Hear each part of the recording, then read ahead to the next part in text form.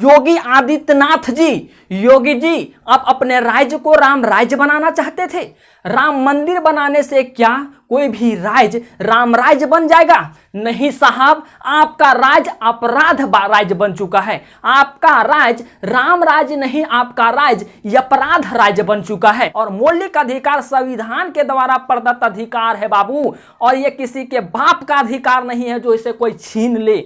वहां के पुलिसकर्मी और वहां के डीएम और प्रशासनिक व्यवस्था से जुड़े हुए लोगों का नाम लेकर के अपनी जुबान को गंदा नहीं करना चाहूंगा। वैसे नीच कामों को बढ़ावा देने वाले लोगों का नाम लेकर के मैं अपनी जुबान को गंदा नहीं करना चाहूंगा। योगी आदित्यनाथ जी, योगी जी आप अपने राज्य को राम राज्य बनाना चाहते थे। राम मंदिर बनाने से क्या कोई भी राज्य राम राज्य बन जाएगा? नहीं साहब, आपका राज्य अपराध राज्य बन चुका है। आपका राज्य राम राज्य नहीं, आपका राज्य अपराध राज्य बन चुका है। और इस अपराध राज्य के संपर्क में आने वाले जितने भी राज्य हैं, चाहे झारखंड हो, आपके छत्तीसगढ़ हो, बिहार हो, जितने भी आपके कांटेक्ट में आने वाले जो राज्य हैं वे अपराध राज्य के शिकार हो जाएंगे अगर आपकी नीतियां, आपकी प्रशासनिक व्यवस्था, डीएम एक डिस्ट्रिक्ट मजिस्ट्रेट जिनके हाथों में इतनी बड़ी आप पावर दे के रखे हुए हैं, शांति व्यवस्था बनाए की पावर उनके हाथों में दे चुके हैं, लेकिन वो डीएम शांति ना बैठा बना करके अशांति फैला रहा है। और आपका लिंकअप सीएम के साथ रहता है, डीएम का लिंकअप सीएम के साथ रहता है। अगर ये केस, कौन केस के बारे में हम बात कर रहे हैं, तो हाथरस कांड के बारे में बात कर रहे हैं। वहां की एक जो दलित वर्ग की बेटी, क्या उन्हें एक दलित वर्ग होने के कारण उन्हें इंसाफ नहीं मिल पाएगा? नहीं मिल पाएगा। क्या एक मध्यवर्गीय परिवार से मां बहन को स्वतंत्र जिंदगी जीने का अधिकार नहीं है? क्या उनके साथ ऐसा ही किया जाएगा?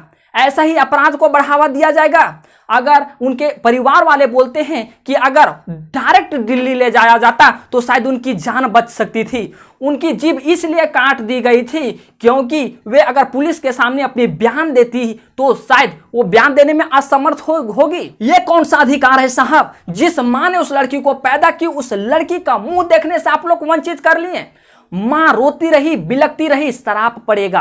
आप लोग जितने भी इस कांड में आप लोग उपस्थित हैं, कांड को बढ़ावा देने वाले लोग हैं, सबको श्राप पड़ेगा। और वहां के डीएम अच्छा बताइए, डीएम हैं, बड़े कुर्सी पे बैठ गए हैं, जिला के आप आप बोलिए तो प्रशासनिक अधिकारी में से एक सर्वोच्च माने जाते हैं। आप जिला के कानूनी व्यवस्था को, शांति को बनाए रखने में अपनी योगदान देने की भूमिका आपकी होती है। लेकिन क्या आपको यह सब पढ़ाया नहीं गया था?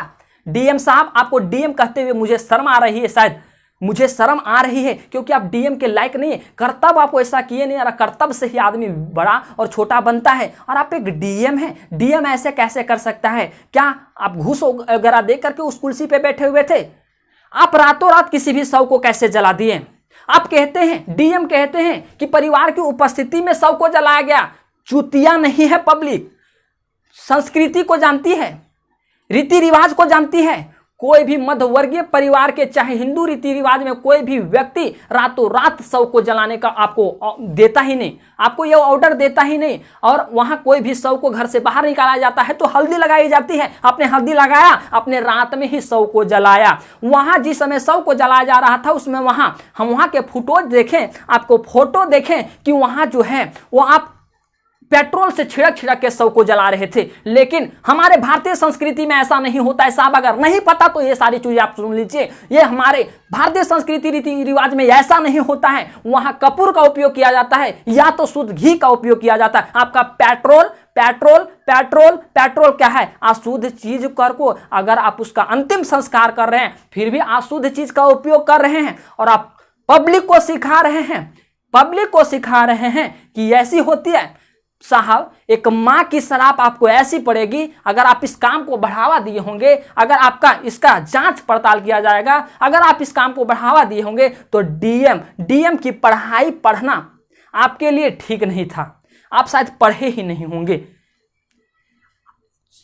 जितने भी इस वीडियो को देख रहे हैं मेरे भाई, जितने भी मेरे बहन भाई इस वीडियो को देख रहे हैं, इस वीडियो को इतना फैलाएं कि शायद ये आवाज सरकार तक पहुंच जाए और इससे संपर्क में जितने भी यूपी के संपर्क या पूरे भारत में जितने भी राज्य हैं, ऐसी कारनामा ना हो, ऐसी करतूतें ना हो। सबकी हक है, सबको मौलिक अधिकार है कि वो स्वतंत्र रूप से जिंदगी जी सकते हैं और मौलिक अधिकार संविधान के द्वारा प्रदत्त अधिकार है बाबू, और ये किसी के बाप का अधिकार नहीं है जो इसे कोई छीन ले। और आपके जैसे डीएम उस कुर्सी पे कैसे बैठा दिए गए, अब मुझे सोच करके शर्म आ रही है। चलिए भाई, अब जितने भी इस वीडियो को देख रहे हैं कमेंट कीजिए, क्या उनको न्याय मिलना चाहिए या ना मिलना। न्याय तो मिलना उचित है, न्याय मिलना चाहिए, और जो भी अपराधी है उन्हें गोली मार देनी चाहिए। बीच चौराहा में खड़ा करके लाइव वीडियो करके और गोली मार देनी चाहिए उन लोगों की। डीएम हो या आपके जितने भी पुलिसकर्मी हो, अब रिश्वत खाने के लिए बैठ गए हैं वहां लोग, रिश्वत खाने के लिए लोग बैठे गए हैं, प्रशासनिक व्यवस्था को चलाते हैं ना बाबू। शर्म कीजिए, शर्म कीजिए। अगर प्रशासनिक व्यवस्था को चलाते हुए ऐसे काम को बढ़ावा देते हैं तो शर्म कीजिए आप लोग। ऐसी कौन सी शिक्षा को प्राप्त करके चले गए? पैसे सब कुछ थोड़े होता है, आप लोग रिश्वत खाए हैं और किसी भी मध्यवर्गीय परिवार की बेटा बेटी को आप ऐसे कर दीजिएगा। ऐसे क्या आपके कानूनी, आपके अधिकार क्षेत्र में ऐसे आते हैं लोग? नहीं आते हैं। न्याय मिलना चाहिए, न्याय मिलना चाहिए, न्याय मिलना चाहिए। अब सरकार कहती है कितनी मुआवजा देंगे। भाई आप कितना मुआवजा दीजिए, घर बनवा दीजिए, पूरे राज्य का आप सीएम बना दीजिए, उस लड़की की पूर्ति आप नहीं कर सकते हैं, नहीं कर सकते हैं, नहीं कर सकते हैं। माँ बाप के दर्द को आप नहीं समझ सकते हैं, आप उन्हें सीएम बना दीजिए या आप उन्हें घर दीजिए, आवास दीजिए, पूरे राज्य सौंप दीजिए। उस लड़की की पूर्ति आप नहीं कर सकते हैं, नहीं कर सकते हैं। आप बताइए कमेंट सेक्शन में। उनकी न्याय मिलनी चाहिए, न्याय मिलनी चाहिए और जल्द न्याय मिले।